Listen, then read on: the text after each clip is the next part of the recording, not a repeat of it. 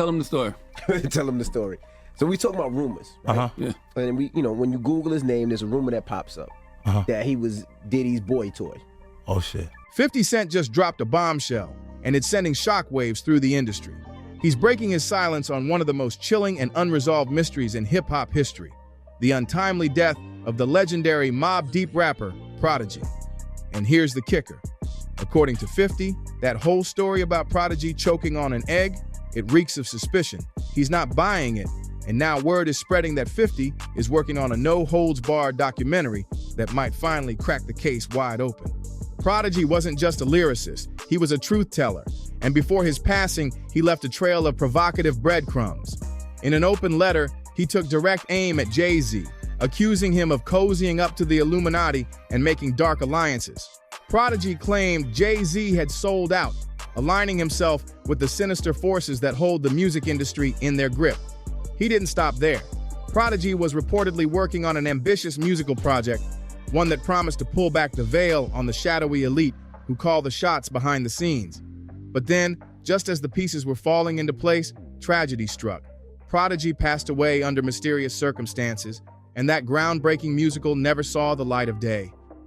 Adding another layer of intrigue, Jay-Z had often publicly dismissed Prodigy's intellectual pursuits, mocking him for his artistic and philosophical leanings. Yet in stark contrast, 50 Cent stood firmly in Prodigy's corner, urging him to transcend the confines of gangster rap and channel his voice into speaking unvarnished truth through his art. So, why now? Why is 50 Cent stepping forward to cast doubt on the official account of Prodigy's death? What did he uncover that compels him to challenge the narrative after all this time? If the whispers in the industry are true, he's been quietly assembling a game-changing expose that could send shockwaves through the music world. Insiders claim 50 has been methodically piecing together a documentary that digs deep into the troubling circumstances surrounding Prodigy's demise.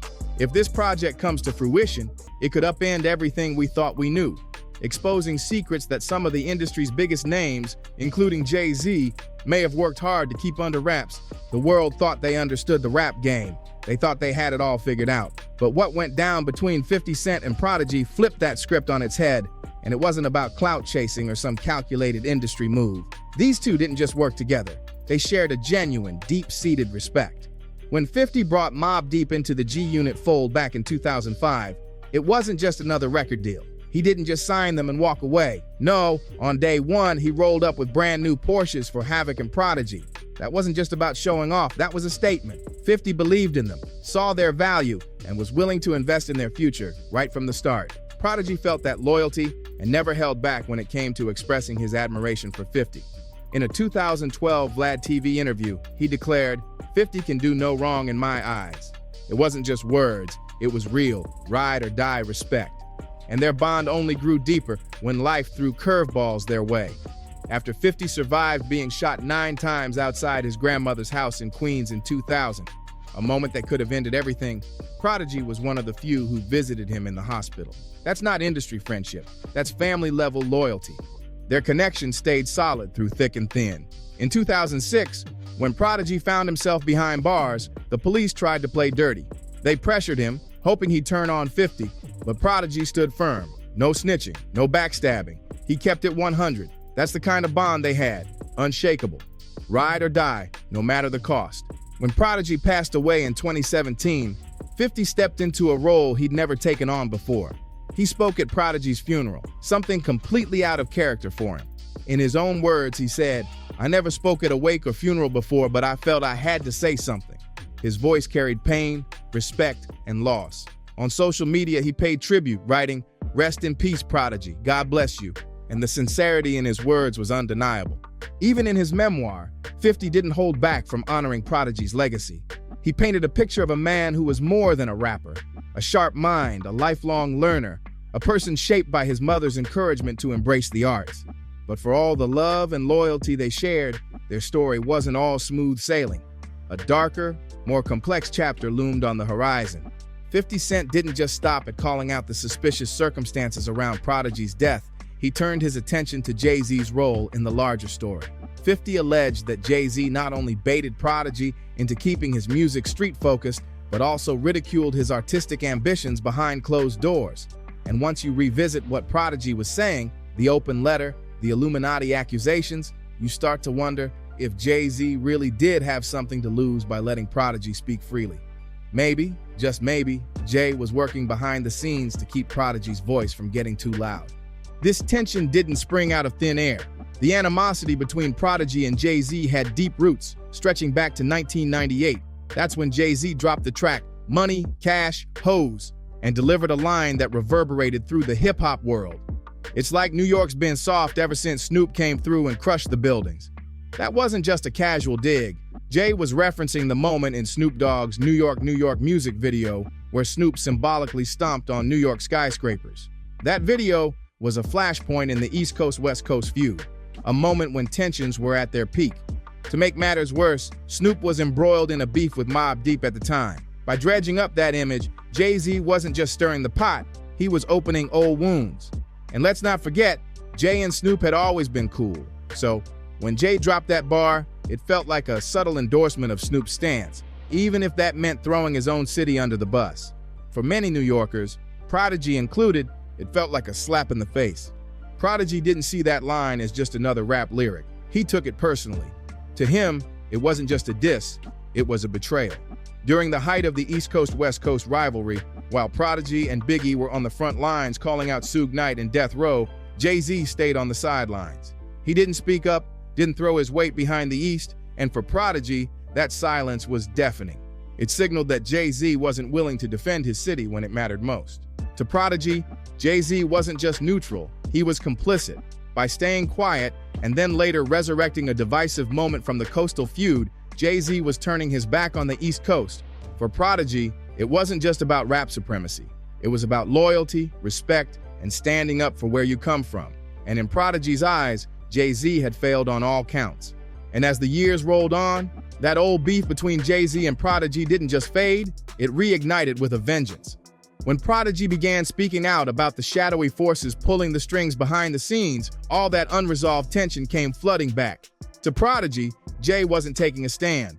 He was playing it safe, staying neutral, and protecting his own interests at the expense of the truth. Prodigy saw him as someone who played both sides and never truly stood for anything. At first, the beef simmered quietly, just beneath the surface. There weren't any big public spats or headline-grabbing insults. But then, everything changed. When Jay-Z dropped Takeover, the gloves came off. This wasn't some veiled jab. Jay-Z went straight at Prodigy, and it wasn't subtle. The tension exploded into a full-blown feud that everyone could see. The defining moment came at Summer Jam 2001. Jay-Z didn't just aim for the mic, he went for public humiliation. He pulled out an old photo of Prodigy from his childhood, back when he was in a dance class, decked out in studio attire. He plastered it across the screen for the entire crowd to see. The audience erupted in laughter, and Jay soaked it all in. It wasn't just a performance, it was a spectacle. Adding fuel to the fire, Jay-Z performed an unfinished, a cappella rendition of Takeover, right then and there. It was raw, unfiltered, and completely personal. He used that moment to turn their quiet beef into a public spectacle. Then, in a move that took the drama over the top, Jay brought Michael Jackson on stage to share the spotlight. It was a grand, theatrical display, one designed to cement his dominance and make Prodigy look like a punchline. But Jay-Z didn't stop there. He kept piling on, releasing more old pictures of Prodigy. One of the most famous shots showed Prodigy in a Michael Jackson-style Thriller jacket. Jay turned these images into lyrical ammunition, working them into his verses and firing shots for the world to hear.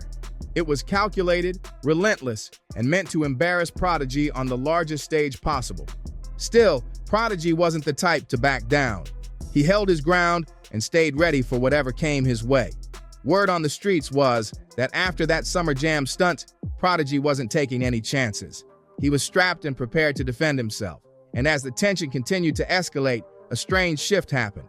Rumor had it that Jay-Z began avoiding big industry events, MTV Awards, the Source Awards, BET shows, all to steer clear of any potential run-ins with Prodigy. In a 2011 interview, Prodigy openly admitted that he was fully prepared to confront Jay-Z face-to-face. He recounted that immediately after the Summer Jam debacle, he had plans to approach Jay at Diddy's old restaurant. For Prodigy, this was more than just rap. It was personal. He was ready to settle the score and wouldn't let the disrespect slide without a response. This wasn't just a rap beef anymore. By the time Prodigy and Jay-Z crossed paths at that restaurant, the tension was as real as it gets. When Jay-Z stepped out, Jermaine Dupri was at his side. But the moment Jermaine caught sight of Prodigy and his crew waiting outside, he made himself scarce. Jermaine wanted no part of what was about to go down. Jay, on the other hand, didn't flinch. Flanked by 2 bodyguards, he walked up to Prodigy and extended a hand in what seemed like a peace offering. Prodigy hesitated, weighing his options in that brief pause. In the end, he shook Jay's hand, choosing to keep it strictly about the music. But behind that handshake, Prodigy admitted he was watching everything. He was calculating every move. He knew full well that if he wanted to take it further, he could have. But this meeting didn't squash the beef. Far from it. The animosity lingered, simmering below the surface, and soon it boiled over again. Prodigy started speaking out, loudly, about the music industry's dark underbelly.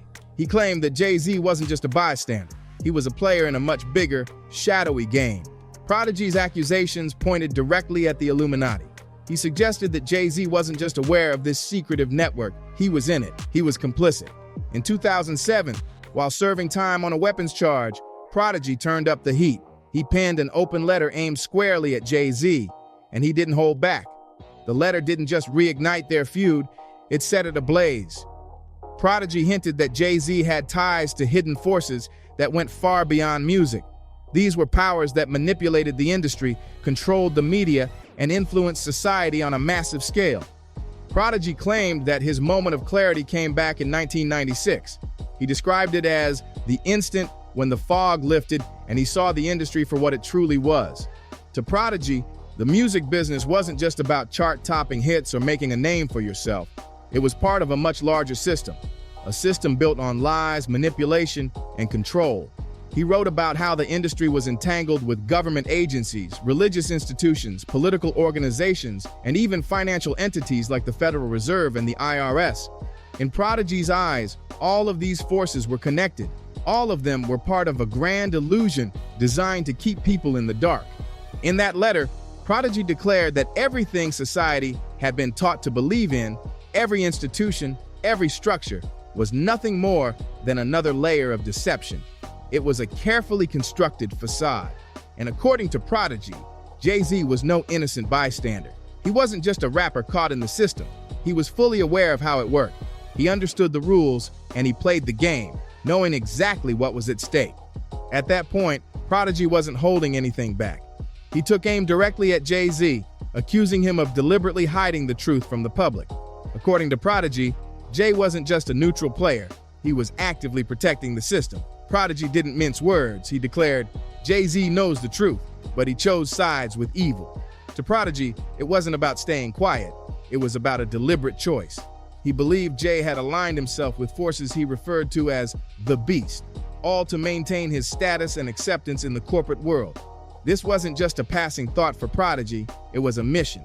He vowed to keep calling out Jay-Z, the Illuminati, and what he perceived as pervasive evil, no matter what. He made it clear that he wasn't afraid, writing, I fear nothing and no one.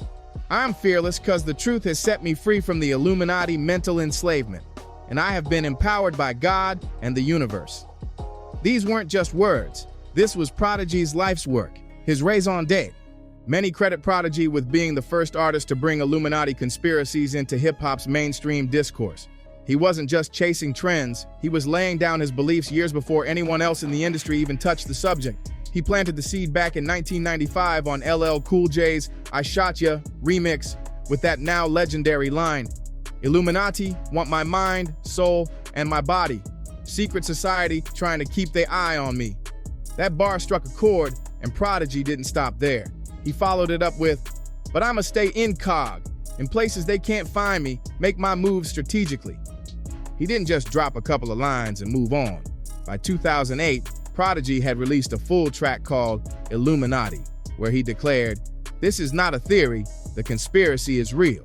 They want to put me in a straitjacket in a padded room and tell the world there's 12 monkeys so they can be confused. For Prodigy, these weren't just lyrics, they were warnings. He was convinced the truth was out there, and it was dangerous to those who spoke it aloud, but he wasn't scared of the risks. He believed his role was to expose the hidden hands behind the industry, no matter the cost. Prodigy's exploration of these ideas didn't stop as time went on. He continued to dive deeper into the themes of secret societies, hidden power structures, and the elite's influence, even on his final project, the Hegelian Dialectic, the Book of Revelation, released on January 20th, 2017, just 5 months before his death. He carried these themes forward. It was his swan song, a culmination of years spent peeling back the curtain. Prodigy saw himself as a messenger of truth, and he used every ounce of his platform to deliver that message until the very end. But Prodigy's ambitions went beyond just tracks and albums. He had a bigger vision, a full-blown musical that would lay bare everything he'd been uncovering. This wasn't just another project. It was supposed to be a powerful expose, an artistic bombshell that could upend the industry and challenge the narratives most people took for granted.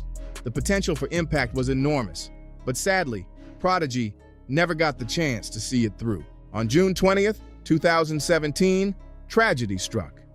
Prodigy passed away, and the hip-hop world lost one of its boldest and most uncompromising voices.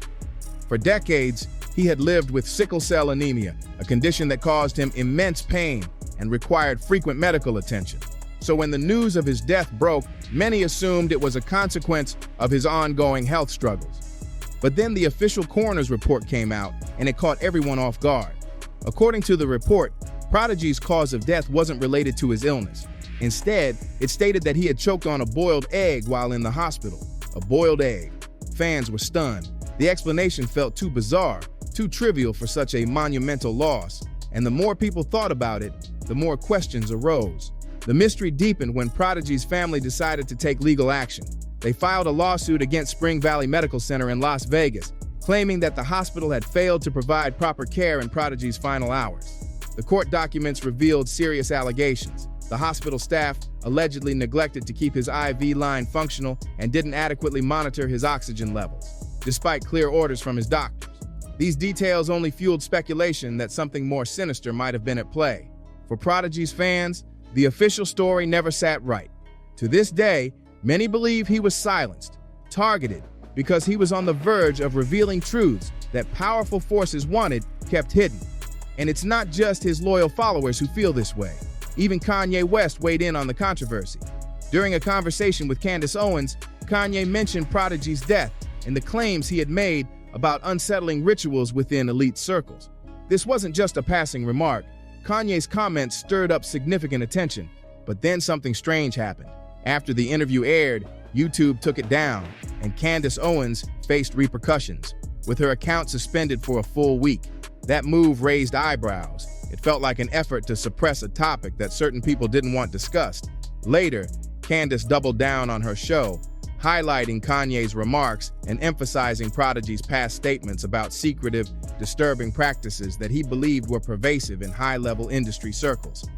The more people looked into it, the more it seemed like Prodigy's death, and the questions surrounding it, was far from an open and shut case. She even played a clip from one of Prodigy's old interviews. His words were chilling. The way he described it, there was something deeply unsettling happening behind the scenes. If you dig into Prodigy's old social media posts, you'll find he wasn't just hinting at these hidden truths. He was practically shouting them from the rooftops. On Twitter, he shared articles, dropped links, and constantly urged his followers to do their own research.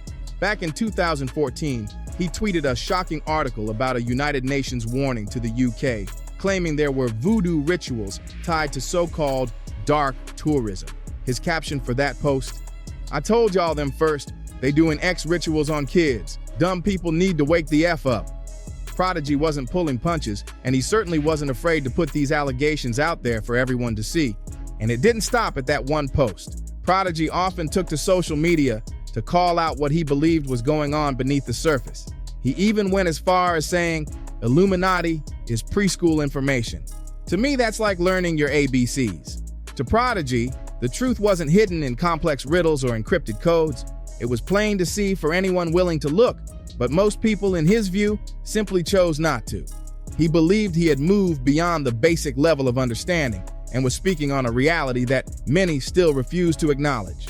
Now, with rumors swirling about 50 Cent possibly working on a documentary about Prodigy's life and all the hidden truths he claimed to know, fans and conspiracy theorists alike are starting to re-examine everything. What did Prodigy really know? Could his death have been tied to the information he was sharing? Those cryptic accusations about Jay-Z, the shadowy rituals, the elite power structures. Was he getting too close to something dangerous? And what about that strange, almost surreal detail of choking on a boiled egg in a hospital? Was it really just a freak accident? Or did it carry a darker, more symbolic weight? The questions won't go away. Some see patterns, connections, a web of secrecy that Prodigy may have been unraveling piece by piece. Others chalk it up to coincidences and misfortune. Either way, Prodigy's legacy as a fearless truth-teller endures. The more people revisit his words, the more they begin to wonder if he was truly on to something big, something so big that it couldn't be ignored.